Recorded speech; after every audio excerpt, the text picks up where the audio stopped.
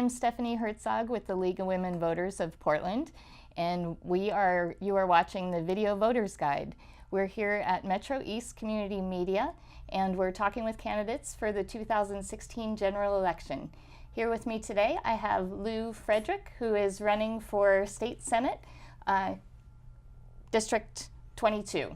Welcome, Lew. Thank you. I'm glad to be here. Thank you. Okay. So tell us a little bit about yourself and your experience and why you're running for this position. Well, let's see. I guess I should talk about it in a couple of ways.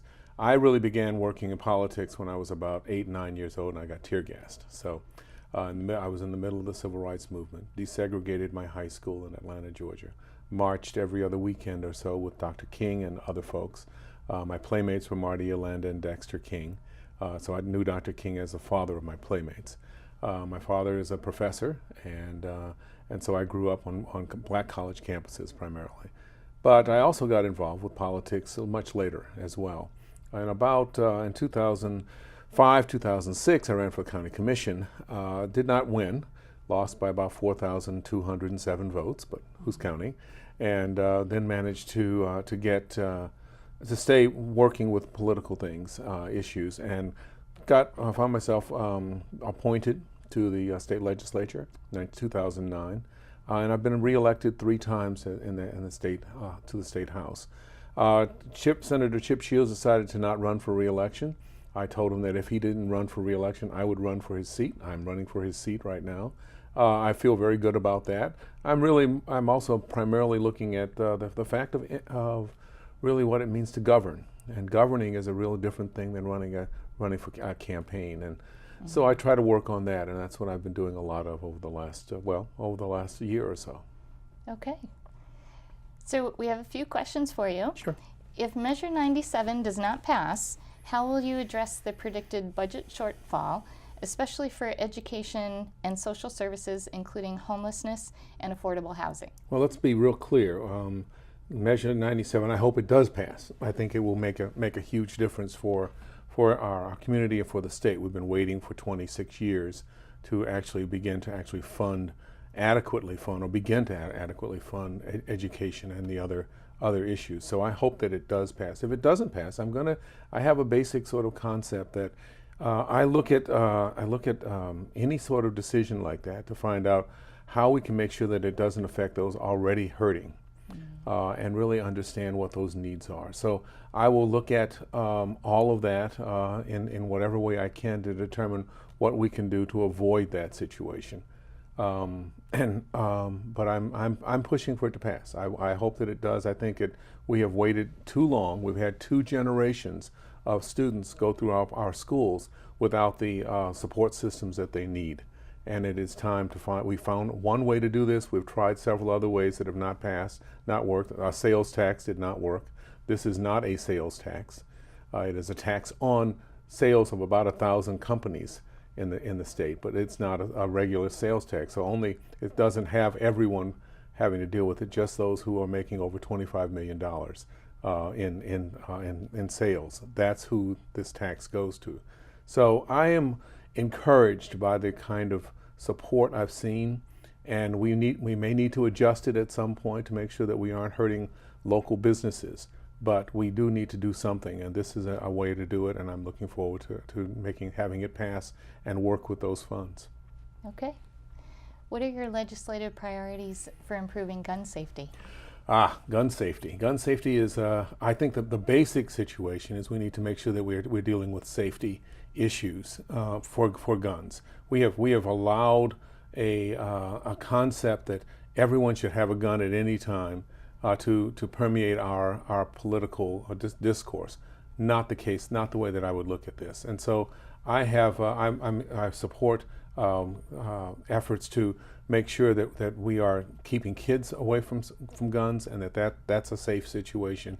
I support efforts to make sure that we are dealing with people who are struggling with mental illness issues or mental illness issues, so that they're carefully, the background check situation is an important factor, and I think we need to be able to work on that. And then finally, there is no reason for us to have weapons that have multiple magazines with huge numbers of bullets in them. That's not for hunting deer, It's not hunting pheasant or anything like that.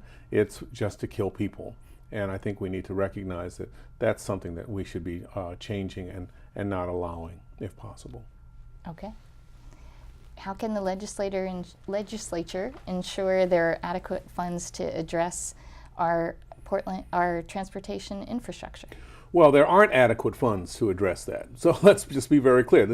We don't have a military budget we can pull from to bring those kinds of funds into the state. If we want to have those funds, we're going to have to decide we're going to do it ourselves. We've been trying to do an awful lot of things on the cheap for many years. We now know it doesn't work. We have an infrastructure that desperately needs support. So it's going to take some official approach. The city of Portland folks decided that they would in fact tax themselves to try to deal with roads. We're going to have to look at that in terms of the state as well. If we want to have roads and we want to have railroads and we want to have other infrastructure issues, bridges, etc., no one's going to come in and pay for it from someplace else. We're going to have to decide that that's what we're going to have to be part of making that decision. So that's part of the whole effort there. I am encouraged by the fact that everyone recognizes that infrastructure is such an important factor. Okay. What more, if anything, should the state of Oregon do to reduce carbon dioxide emissions and increase local and state production and use of alternative energy sources? Well, there are a number of things. Let me tell you what one of my favorite situations is. I think that we can begin to use have people use electric vehicles a lot more, especially folks who are in low income situations who are now buying gas guzzlers and cars that actually use an awful lot of gas and put a lot of carbon into the air. But they have not been encouraged to do that. So I would like to have a package of things take place around electric vehicles. One is we need to encourage people to use them, especially folks who do not necessarily need to be going 150 miles each day, but that can actually move things around the city, around the community. Have those cars available to them at lower prices. We make about 13 different electric vehicles in the state of Oregon as it is right now. Some of them are things that we're not going to see on the road. They are things like moving some of the jets around the airport, or scooters and things like that kids are using. We have lots of different kind of electric vehicles, but we do make some other electric vehicles. As a result of that, we also those companies need to have a supply chain for electric vehicles. And that supply chain is doorknobs and mirrors and things like that they can't get. They can get now from Michigan and Southern California, but we could make them up here as well. So that could be part of our economic effort. And then we need to start putting in charging stations in as many places as we possibly can. Walgreens does it, Fred Meyer's doing it, a number of other places have it. In my district, I think we have probably 8 or 9, more than that, about 12 different charging stations. Let's have the people who live in those neighborhoods put in those charging stations. That brings up some employment issues and also has an impact on the whole carbon footprint for everyone. Great. Well, thank you so much for your time, and thank you for watching. This has been the Video Voters Guide. The general election is November 8th. Be sure to inform yourself about the candidates and the ballot measures and vote that day.